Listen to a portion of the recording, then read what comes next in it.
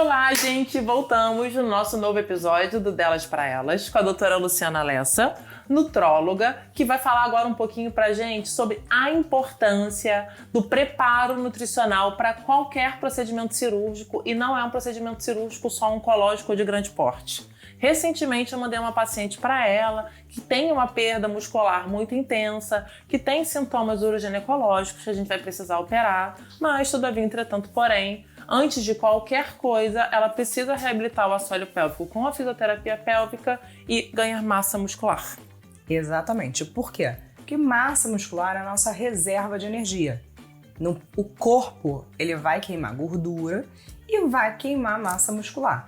O que é preferível nessa queima? Gordura dá muito mais trabalho de queimar. Ele vai lá, come rapidinho massa muscular. Então, paciente que tem músculo, ele tem maior reserva para suportar uma cirurgia, seja ela de grande, pequeno, médio porte.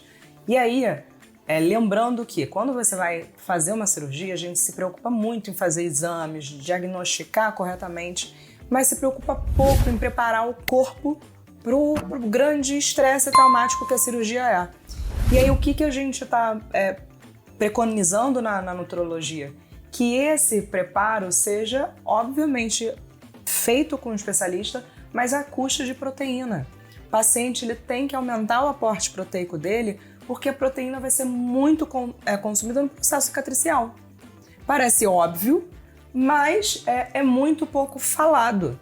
E hoje em dia existem suplementos, existem suplementos que vão te ajudar nessa cicatrização. Então é super importante que o médico tenha um olhar que o paciente ele precisa estar bem nutrido para responder melhor. Tem algumas cirurgias que são óbvias, por exemplo, você vai fazer uma cirurgia no trato gastrointestinal, o ideal é que você prepare esse intestino, prepare o paciente para poder operar. E já tenha estudos que associam a quantidade de proteína no corpo com a quantidade de fístula, por exemplo, nos procedimentos, quando você vai fazer uma cirurgia abdominal. Mas não é só para cirurgia. Cirurgia plástica, por exemplo. Você vai fazer uma cirurgia plástica, você escolheu fazer a cirurgia no melhor momento, olha para a sua proteína, vê se você tem um aporte calórico necessário para poder ter um melhor resultado estético. Aí agora eu te pergunto, é colher um exame de sangue com proteína total e frações? Também. Ele parte desse princípio, mas principalmente é você ver a composição corporal. O ideal é que você tenha um recurso de uma bioimpedância, você vai olhar ferro, transferrina, ferritina, vai olhar como é que está zinco desse paciente, que é um grande modulador, magnésio também. Então, olhar esse paciente e ver se ele tem reserva. Porque imagina, a gente fala de sarcopenia, só a imagem que a gente criou mentalmente na faculdade, que o paciente sarcopênico é pouco músculo, é aquele paciente magrinho, sabe, com os ossos aparentes, e na verdade hoje em dia não. O sarcopênico ele pode ser obeso. Então você está vendo aquele paciente gordinho e ele não tem músculo. Então aquele paciente vai te trazer complicação também no pós-operatório, porque ele não tem uma reserva muscular. Então, olhar uma composição corporal te ajuda na programação cirúrgica. Às vezes, você pode adiar um pouquinho mais para ele estar um pouquinho melhor nutrido e você ter um resultado muito melhor da sua cirurgia. E você falou do zinco e magnésio. Como eles funcionam? Eles são precursores para várias reações enzimáticas que a gente tem na cicatrização, no processo cicatricial, e principalmente, por exemplo, o magnésio é super importante para relaxamento muscular e para você fazer condução nervosa. Então é super importante ver como você está e, se necessário, suplementar. Então, hoje... É muito na moda suplementar zinco e magnésio, para tudo. Magnésio é uma ciência à parte, tá? Porque magnésio são vários tipos de magnésio, cada uma tem uma indicação específica. Explica, vamos lá. Peraí. Por exemplo, a gente tem o magnésio de malato. Ele ajuda muito no relaxamento muscular. Ele é muito importante para isso. O magnésio inositol, ele atua bastante hoje para você dar uma melhor qualidade de sono. A gente está falando de magnésio, mas o veículo bioquímico que leva esse magnésio, que são o dimalato, o inositol. Isso tudo muda em qual é o sítio de ação e como é o tempo de ação e principalmente a finalidade daquela reposição. Mas as pessoas saem tomando magnésio porque algum amiguinho toma, então assim, as pessoas saem tomando indiscriminadamente, né? Indiscriminadamente. E aí, mas assim, o brasileiro, ele tem uma tendência a tomar um polivitamínico. Que adora e tem. E aí você olha, ele não precisa, às vezes, do polivitamínico. E quando ele precisa de alguma coisa que tem lá, no polivitamínico ele tá com uma dose muito baixa que não vai fazer realmente efeito pro que ele precisa. Então, o melhor conselho é você procurar um médico, até um nutricionista, sabe? Fazer uma reposição de alguns íons. E essa moda também de soroterapia? Ai, não. Não. Então, eu particularmente sou muito contra. Existem algumas terapias que já são muito antigas e não tinham esse nome de soroterapia. Por exemplo, reposição venosa de ferro é super recomendada. A pessoa tem dificuldade de absorver o ferro oral, né? Tem dificuldade de absorver, aí você realmente tem que fazer. Vitaminas B12, você pode fazer reposição também, se for necessário. Mas, primeiro, o paciente precisa ter uma clínica que seja condizente com aquela necessidade de reposição. 2, eu vejo algumas propagandas de que o paciente entrou na clínica, recebeu um cardápio e ele escolheu o que ele vai ser infundido. Gente, isso não é pizza. É uma terapia venosa e que você está escolhendo botar alguma coisa para dentro no qual você não sabe o que é, você não estudou o suficiente para aquilo. Então você não é um spa terapia que você lá escolhe qual shampoo que você vai lavar o cabelo. Não é assim. Então, eu sou contra. Acho que é muito mal utilizado. Paciente bariátrico muitas das vezes tem sim indicação de fazer uma reposição venosa de alguns eletrólitos, mas é muito específico, não é indiscriminadamente de uma forma aleatória que acontece hoje. E você falando de eletrólitos e o paciente bariátrico, voltando nos episódios anteriores quando a gente falou das canetinhas, as canetinhas também geram essa desnutrição polivitamínica como a cirurgia bariátrica? Não tanto.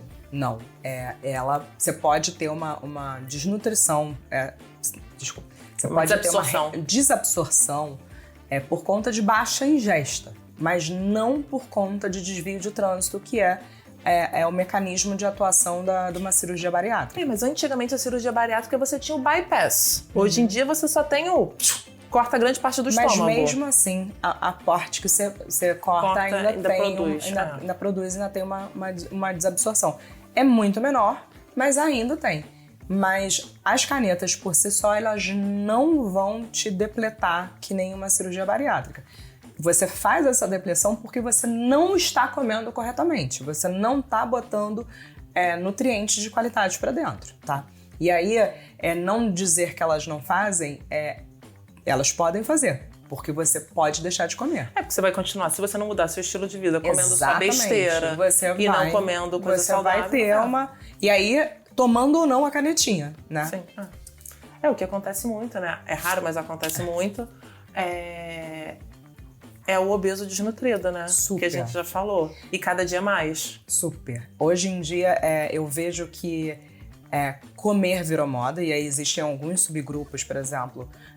o vegano hoje, o veganismo é uma filosofia que existe muita gente preocupada com os bichinhos, mas acaba não olhando a qualidade do que come.